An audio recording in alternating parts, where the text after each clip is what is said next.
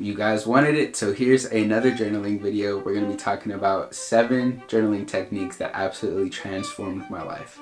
You guys are watching Lavender Street, you know what it is. Let's get started. Number 1, daily self-reflections. So it's really easy. You do this pretty much every single day. The longer you do it, the more you'll learn about yourself. This is one of the strongest things on this list. And here's how it works. Make a T-chart, boom. And on the left you do excited, on the right you do drained. And you write down everything throughout your day that made you feel excited and make you feel drained. After a couple days, after a week, after a month, you're gonna see what the patterns are and where you can fix.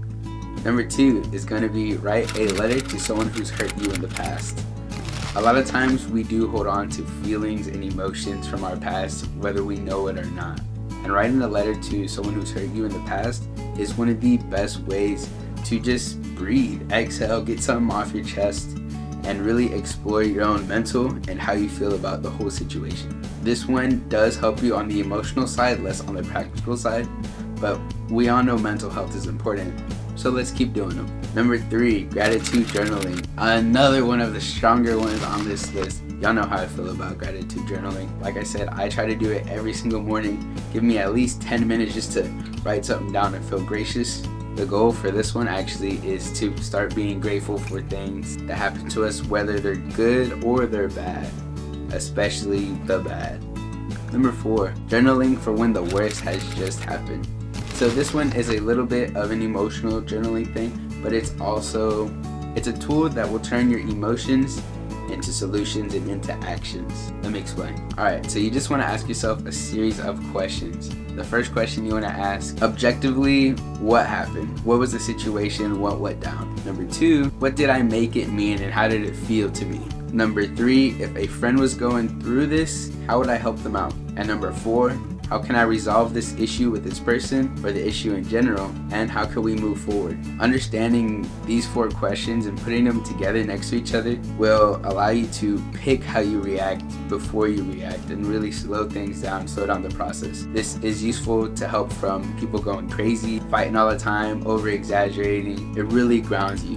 Number 5 on our list is when we're battling anxiety, and this one I actually didn't believe until I started writing this video, and I tried it out because I'd seen a lot of people post about it and I was like, alright, let's see what happens. So basically, let me explain. You do a 3-column T-chart, and on the left you do fears, on the middle you do fixes, and on the right you do the outcome I would bet on.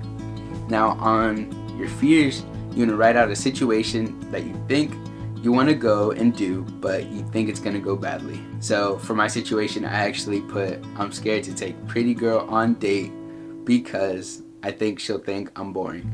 And then in the second column, I put the fixes, and I put, I need to calm down because I know I'm a pretty cool guy, pretty chill, and I crack jokes all the time with my friends. There's no way that I can't do the same thing with her. And then the outcome that I would bet on, I put, I'm probably just going crazy and I think I'm just a little bit shy and also a little bit scared. But the outcome I would bet on, if I told a joke, she'd probably laugh. Yeah, this one really helped with my anxiety, and we actually did go on a date and it was pretty good. I had a good time. Number 6, win decision making. You do a pros and cons list, man. So the way pros and cons list is, it's never just one list, it's always 2. So you have one choice and then you have the other choice, and you make a pros and cons list for both, and then you pick the one basically where the pros outweigh the cons. Number 7, when we want to stay consistent and focused. So this one is based on a video I did later last year, and it's about how we can stay consistent. Basically, I was coming back from the gym and I really thought about if I should eat food from the drive-thru or if I should eat food from the crib, and I created this system to help us out.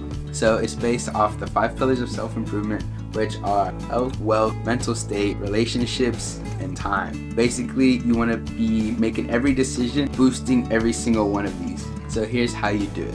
If I'm eating at the drive-thru, then this affects 3 things. It affects my health, my wealth, and my time. Eating at home also affects these things. So we're gonna create a T-chart, and then we're also gonna have these 3 options for each. For eating drive-thru, is it the healthier option or not? Well, I don't think that's very healthy then. So we're gonna give that win to eating at home. Then eating at the drive-thru. The question is, will it give me more wealth? Well, comparatively to the food that my mom already bought and is in the fridge, no, it doesn't win there either. Actually, the win goes to eating at home.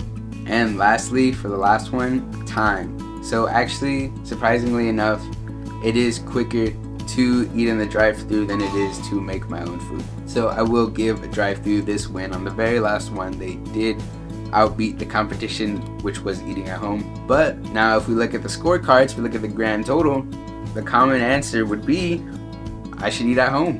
These journal prompts exist to push the needle forward. If we want to become the best version of ourselves, it's okay to focus even on the small wins. A lot of you guys struggle with your mental health, and so do I. But if you do want to learn how to find your passion in your 20s, go ahead and click the video on your screen and I'll tell you everything you need to know on how to do that.